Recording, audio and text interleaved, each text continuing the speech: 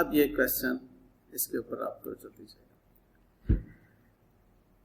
Shalimar industries is engaged in the manufacturing of tractor.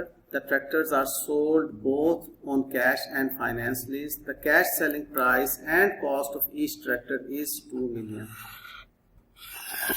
ये उसकी cash selling price है. And 1.6 million is the cost.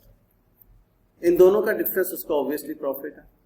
On 1st January 15, Shalimar Industries sold 10 tractors to CT on lease. The terms of the lease are related and related information are as follows. आपका lease period है 4 साल का, जबकि useful life है 5 साल.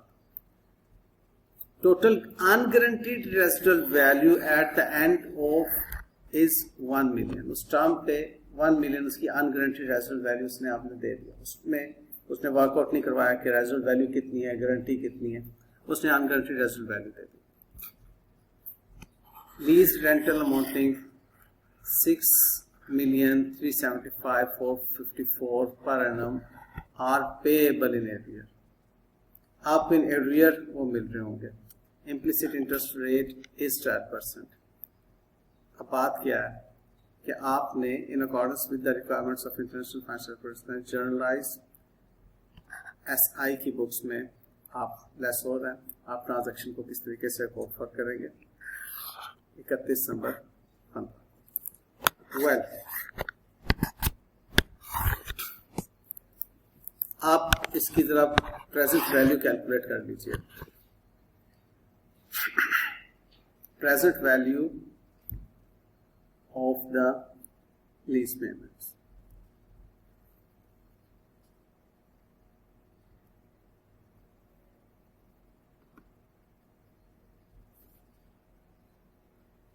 हमें यहाँ पे मार्केट रेट नहीं दिया हुआ, हमें इंटरेस्ट रेट इम्प्लिसिट दिया हुआ है. 4 साल की लीज टर्म है. लीज रेंटल ये है.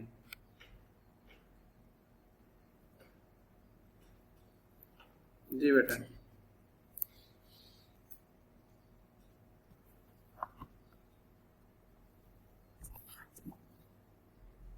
क्या अमाउंट आती है? प्रेजेंट वैल्यू क्या बनती है इसकी? आपने कैलकुलेट की 2 मिलियन. लीज रेंटल्स की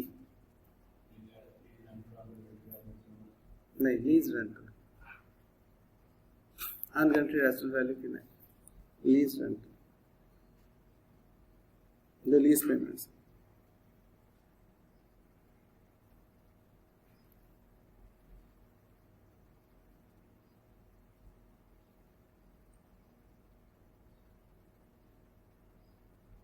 जी हुसैन, आपने कैसे कैलकुलेट किया? इसको मल्टीप्लाई किया आपने 6375,454 पे, तो आपके पास क्या आ रहा है?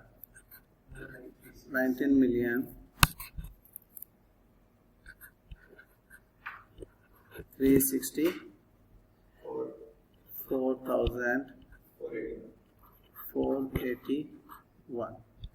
ये है जी आपके पास present value of lease payments. Unguaranteed residual value lease payment नहीं होती, वो तो ग्रॉस इन्वेस्टमेंट इन लीज का हिस्सा होती है ना. तो हम लीज पेमेंट की प्रेजेंट वैल्यू कैलकुलेट कर रहे हैं. लीज पेमेंट्स में इंस्टॉलमेंट्स आती हैं और गारंटीड रेजिडुअल वैल्यू आती है. उसने सवाल में इस पर्टिकुलर क्वेश्चन में गारंटीड रेजिडुअल वैल्यू की बात नहीं की, उसने सीधी सीधी लीज रेंटल्स की बात कर दी. तो इसका मतलब इसके अंदर वो चीजें शामिल. अब हमने क्या लर्न किया हुआ है? वही बात, सेलिंग प्राइस की कॉस्ट नहीं, पीछे वो एक छोटी सी मिस्टेक हो गई थी, हमने कॉस्ट के साथ उसे कंपेयर किया. Selling price and present value of the lease payments. Present value of the lease payments हमारी lower than the selling price. ठीक है, उसकी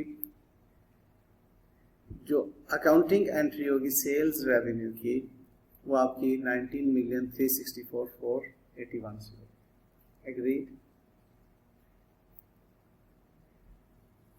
ये आपकी 19,364,485 से अकाउंटिंग एंट्री। अब अगली बात, कॉस्ट ऑफ गुड्स सोल्ड आपने कैसे लेनी। आपके पास कॉस्ट ऑफ इन्वेंट्री 1.6 मिलियन है।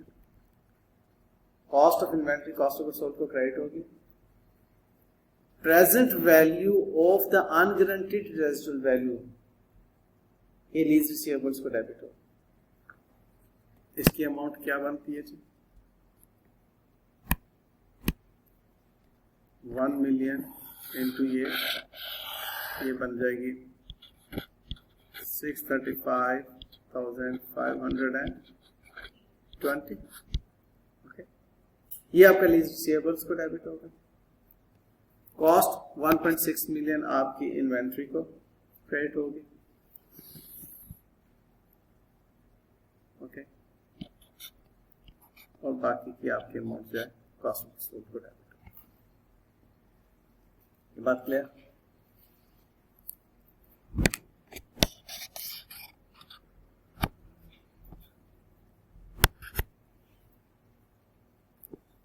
अब आपने लीज स्केड्यूल के तहत वर्कआउट कर लें या अगर आप कैलकुलेटर पे डायरेक्टली इसको लेकर चलते हैं तो आपके पास ये जो रिसीवेबल हैं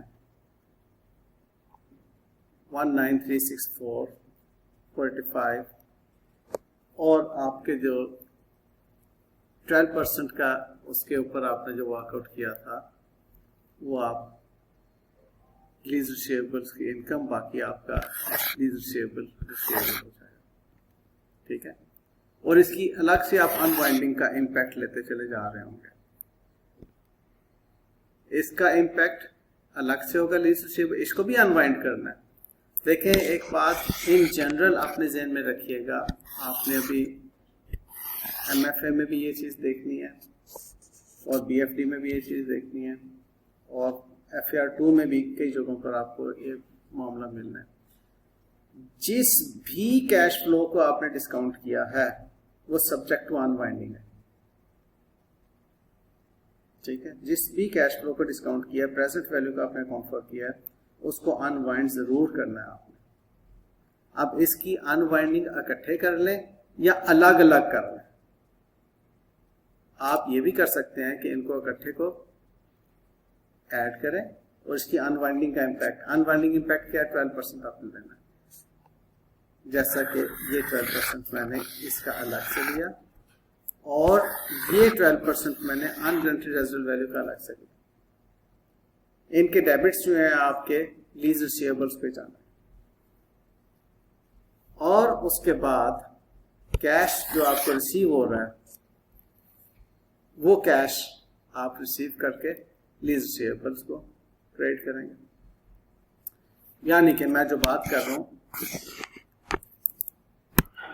आप इन दोनों एंट्रीज को यूं भी कर सकते हैं। आप लीज रिसीवेबल की इकट्ठी अकाउंटिंग एंट्री डेबिट करके फाइनेंस इनकम को क्रेडिट करें। अब फाइनेंस इनकम में ये फिगर आपके 2323,738 प्लस 76262 आया और उसके बाद ऑब्वियसली ये इसका टोटल होगा। कैश को डेबिट करके लीज रिसीवेबल को क्रेडिट करें जो आपकी अमाउंट कैश में रिसीव हो रही है 6375454। ऐसा कर लें या इनको अलग अलग से आप वर्कआउट कर लें, इट ऑल डिपेंड्स आपको कैसे आसानी से समझ आ रही है। इस वाले सवाल को आप दोबारा से देखना चाहें, देखिएगा।